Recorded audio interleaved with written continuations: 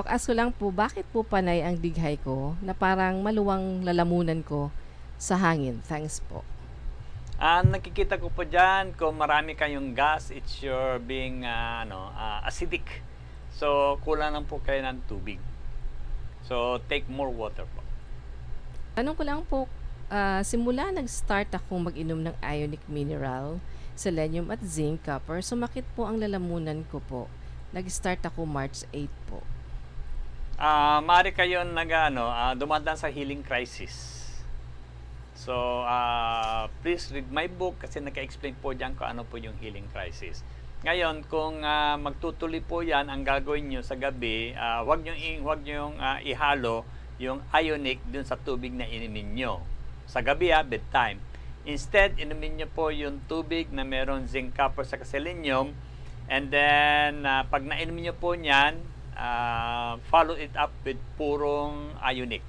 Okay? At lunukin nyo po siya habang kayo po ay humihiga para pati yung posterior wall o yung likod ng inyong lalamunan ay malagyan ng ionic.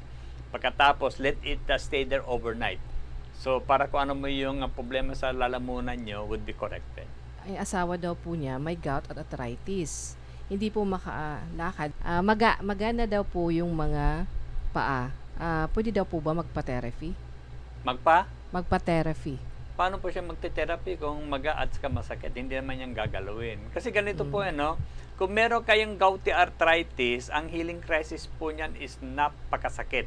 Kasi ang gagawin na mga elements na binigay ko, lulusawin niya po yung kristal.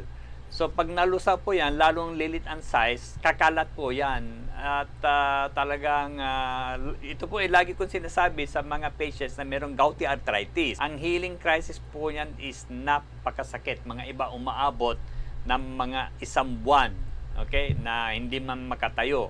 Pero wala na ibang paraan po dyan, kundi kailangan lusawin yan para may ihi palabas sa inyong katang. Kung hindi, mananatili po ang crystals po dun sa joints at hindi po yan makokorek. Kaya tiis lang, ang gagawin nyo is painumin nyo maraming tubig para habang umiihi siya ng umiihi na mas madalas, mas maraming uric acid ang mababawasan mula sa kanyang katawan.